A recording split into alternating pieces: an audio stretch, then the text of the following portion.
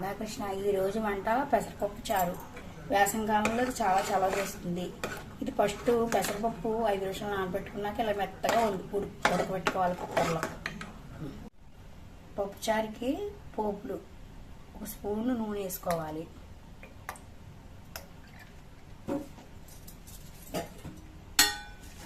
మిరపకాయ ముక్కలు, కొంచెం కరివేపాకు, చెప్తున్నాను కదా, 2 వెల్లుల్లిపాయలు, కొంచెం మెంతులు,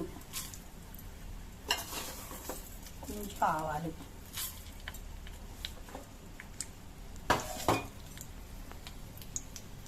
½ స్పూన్ మెంతులు, ½ స్పూన్ ఆవాలు, కొంచెం ఇంగు పొడి. ఎర్రగా పోపు ఎర్రగా వేయాలి. పెసరపప్పు చారుకి ఉల్లిపాయలు ఏమైనా చీలికలు చేసుకోవాలి. చీలికలు అయితే బాగా వేగుతాయి, టేస్ట్ కూడా బాగుంటుంది. ఈ ఉల్లిపాయలు బాగా ఎర్రగా వేగాక చింతపండు పులుసు కొంచెం నానబెట్టుకుని చింతపండు పులుసు కూడా వేసుకోవాలి.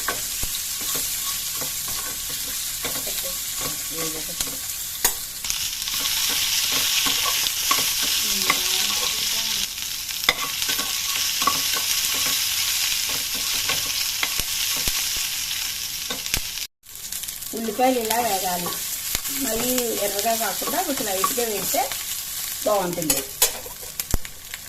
ఫస్ట్ మనం ఉడకబట్టిన పెసరపప్పు ఉంటుంది కదా, ఆ పెసరపప్పు వేసుకోవాలి. ఎక్కువ పెసరపప్పు అయిపోతుంది, కొంచెం పెసరపప్పు వేసుకోవాలి. అలాగే పెసరపప్పు చారులో ఉంటుంది, ఎక్కువ వేస్తే చిక్కగా అయిపోతుంది. ఇది పెసరపప్పు చారు కొంచెం పలచగా పెట్టుకుంటేనే చాలా బాగుంటుంది. ఇది చిక్కగా ఉండకూడదు. ఇప్పుడు పసుపు, చిటికెడు పసుపు, ½ స్పూన్ ధనియాల పొడి,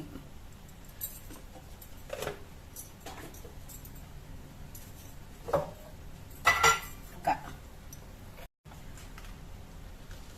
స్పూన్ సాంబార్ పౌడరు, అన్నీ వేసాక ఒకసారి కలుపుకున్నాక కొంచెం చింతపండు నానబెట్టుకుని నీళ్ళు పోసుకోవాలి. మనం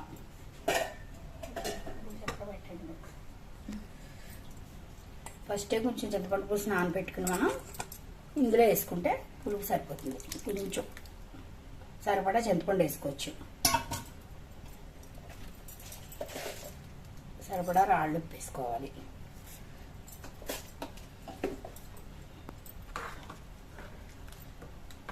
ఈ పెసరపప్పు చారుకి ఉల్లిపాయలు చీలికలు చేసుకుంటేనే బాగుంటుంది. కొంతమంది ఉల్లిపాయలు పడంగా కూడా వేసుకోవచ్చు.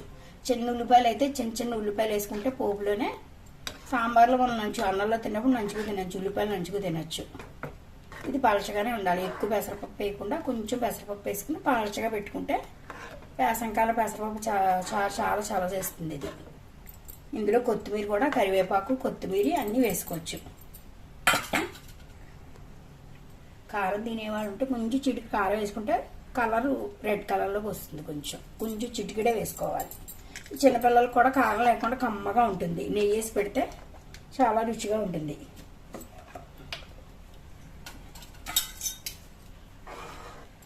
మనం ఎంత పలచగా పెట్టుకుంటే అది కాస్తే వాటర్ చిక్కబడిందంటే కొంచెం వాటర్ పోసుకోవచ్చు. మరుగుతున్న దాంట్లో కొంచెం కరివేపాకు వేసుకోవాలి, కొంచెం మిరియాల పొడి కొంచెం చిటికెడు. ఇది చాలా బాగా మరగాలి. మరిగితే ఇంకా బాగా రుచిగా ఉంటుంది. ఇది ఎంత మరిగితే అంత టేస్ట్గా ఉంటుంది. పులుసు సమ్మర్లో పెట్టుకునే పెసరపప్పు చారు ఇది.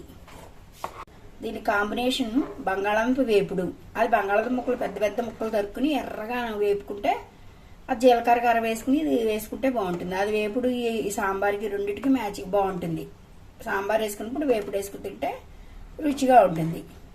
తర్వాత వీడియోలో అది అప్లోడ్ చేస్తున్నాను, అది కూడా చూడండి. ఈ 2 చేసుకుని తింటే మీరు చాలా రుచిగా ఉందని చెప్తారు మీరే.